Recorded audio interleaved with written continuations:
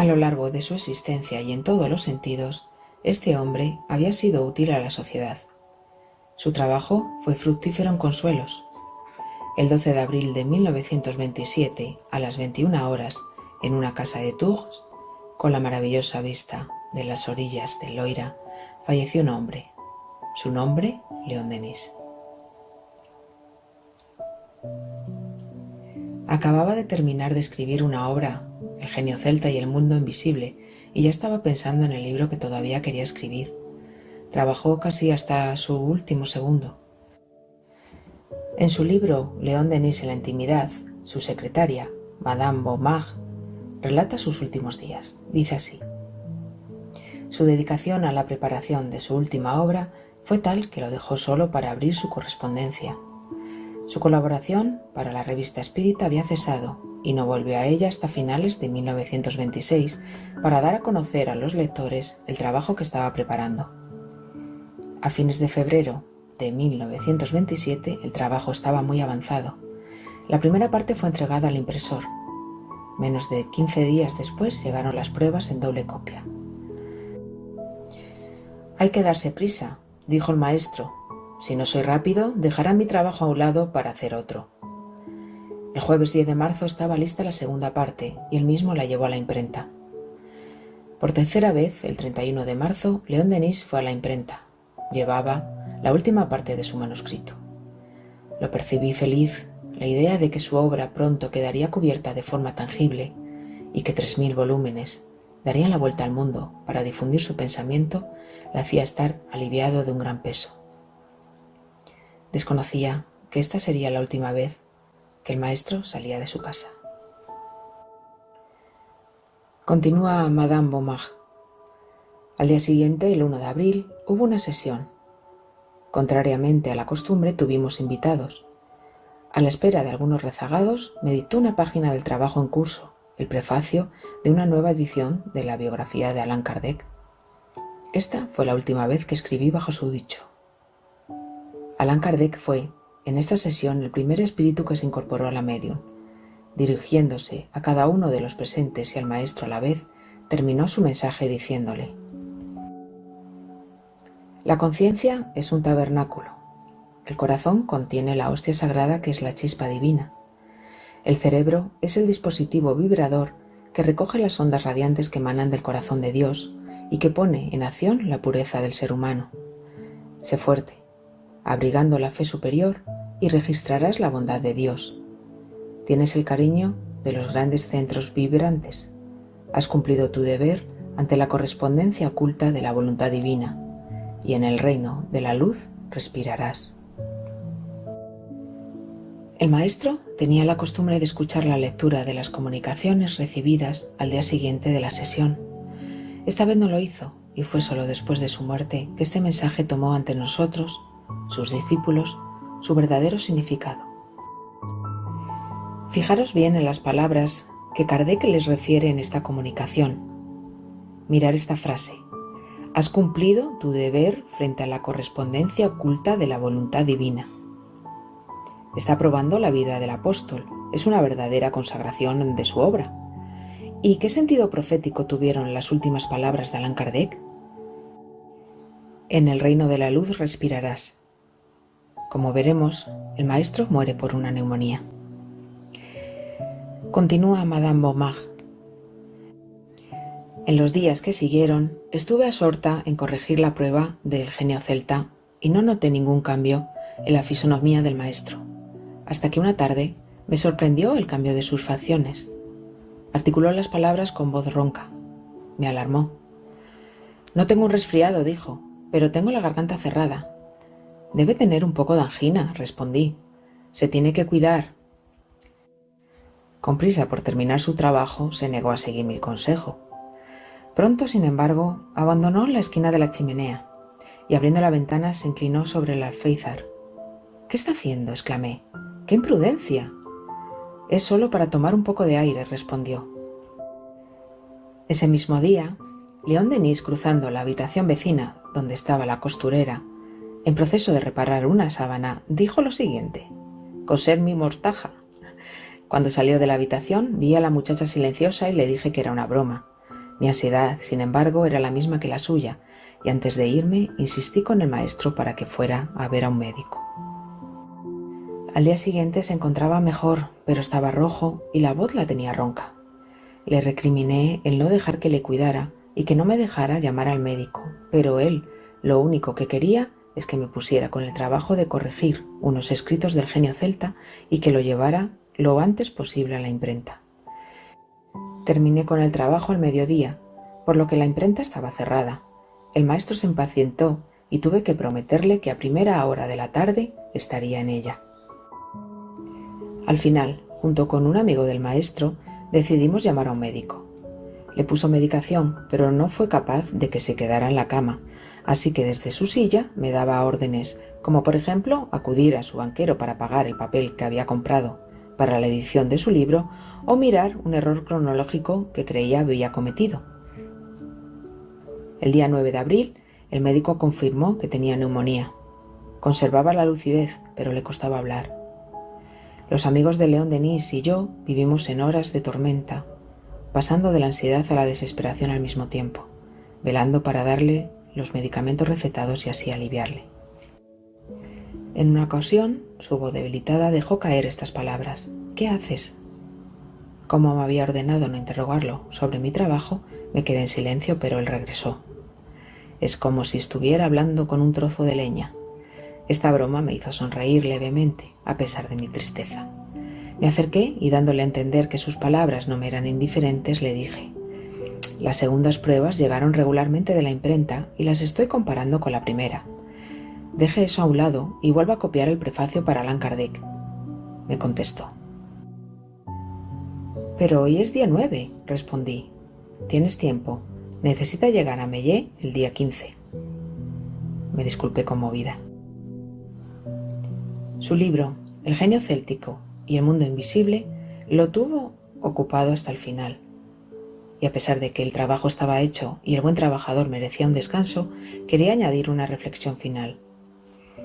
A pesar de nuestros miedos, la persistencia de esta lucidez pacífica siempre nos hizo albergar la esperanza de una cura, pero las fuerzas del paciente disminuyeron día a día. La mañana del día 12 fue particularmente dolorosa. Éramos 3 cuidándolo.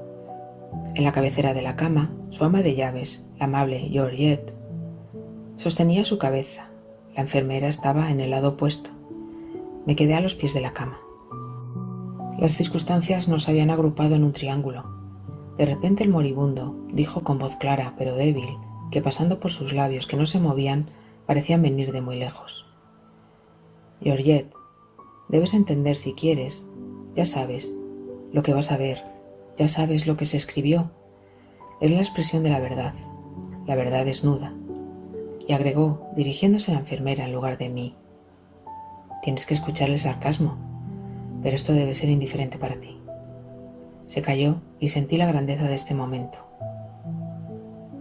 Los ojos azules del maestro no me dejaron. Visiblemente esperaba que le respondiera, así que me acerqué a él y simplemente le dije: «Somos y seremos tus discípulos por siempre, y por siempre difundiremos las creencias que nos has enseñado». Unos momentos después dijo: «Debemos terminar, resumir y concluir». Hacía alusión al prefacio de la biografía.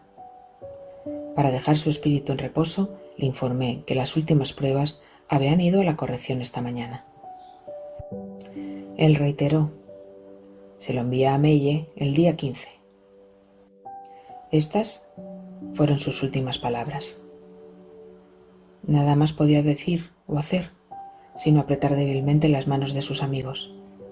Así, aunque la vida del apóstol no era más que un hilo, estuvo al cuidado de su trabajo y de su puntualidad que había dominado toda su existencia.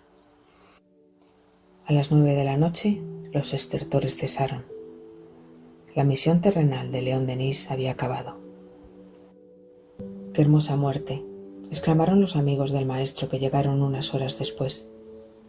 Por la radiante sonrisa que iluminó su rostro en el momento supremo, tuvieron un claro presentimiento de la alegría que experimentó el apóstol al partir hacia las moradas celestiales. Al día siguiente, a la desencarnación del maestro, tuvimos que contener nuestro dolor para cuidarnos de cumplir con sus órdenes y recomendaciones. 2 amigos cercanos colocaron el cuerpo en el féretro. Esa fue la última vez que vimos la forma terrestre del amado maestro. Un tiempo antes me dijo: si estás allí, ten cuidado de que no me entierren vivo. Se podría decir que este era su único miedo.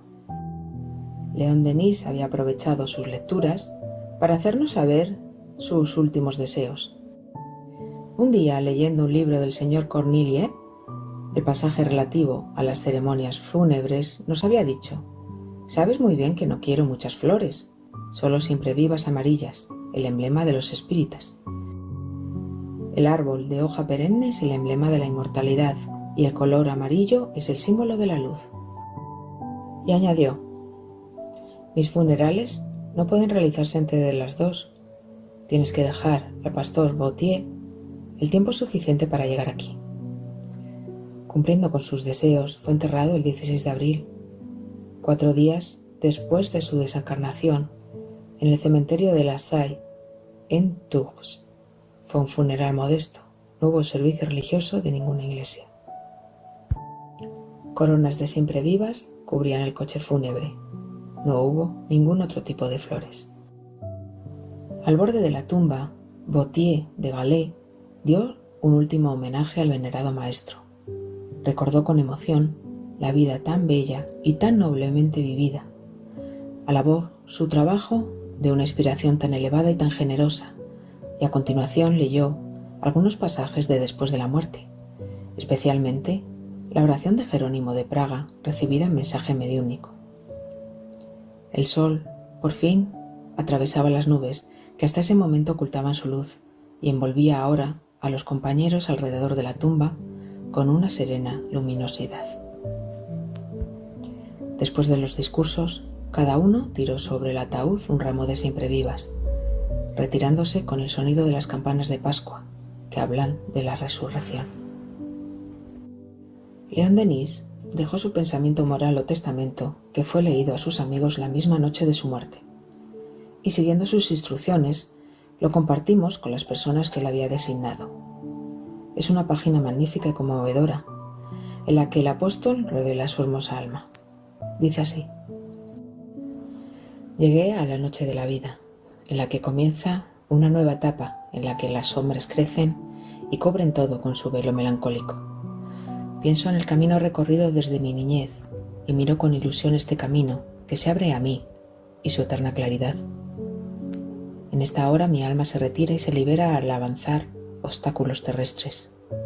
Ve y comprende el propósito de la vida, consciente de su papel aquí abajo, reconociendo los beneficios de Dios, sabiendo por qué vino y por qué actuó.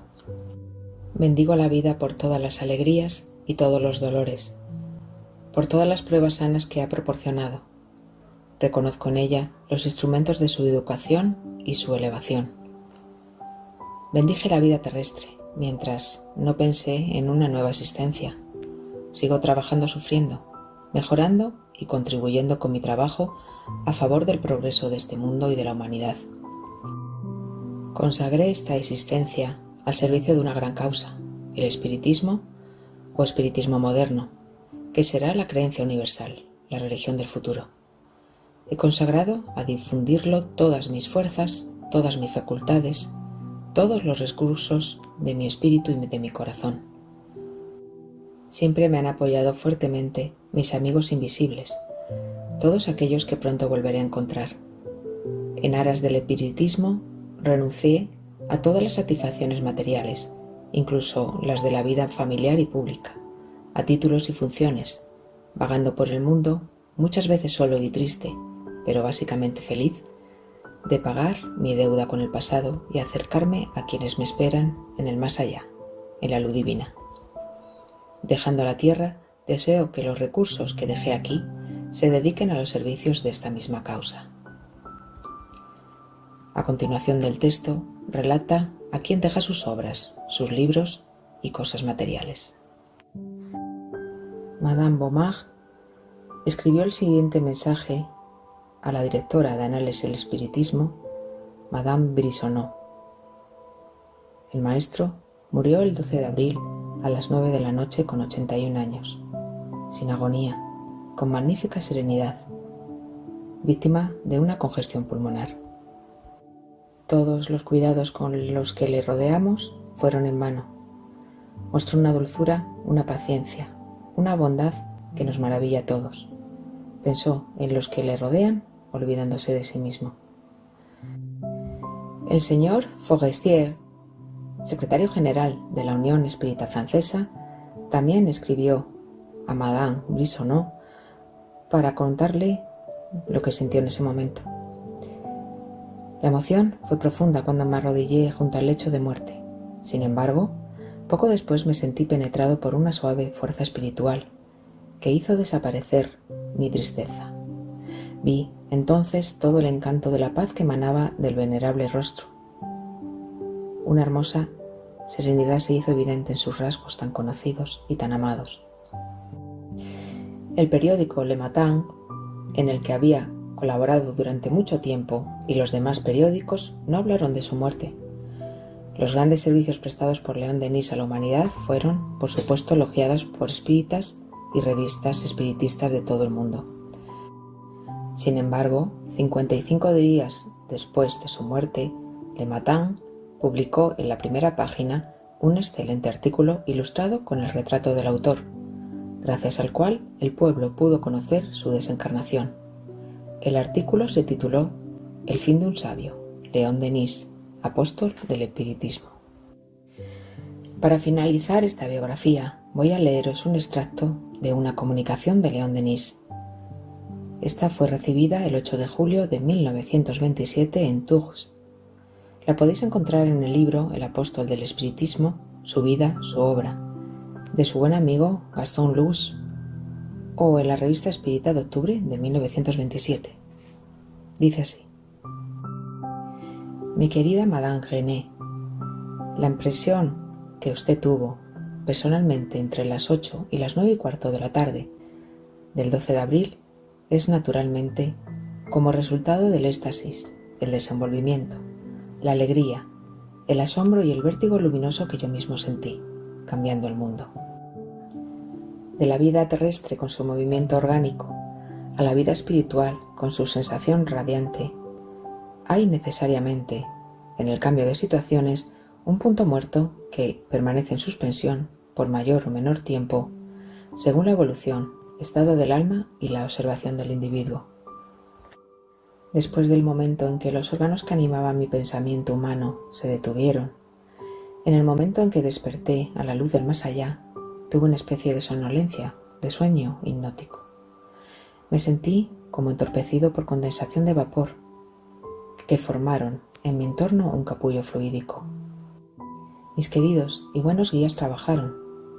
Entonces mi aliento salió de mi envoltorio carnal y como un hilo débil me desligué, sin shock.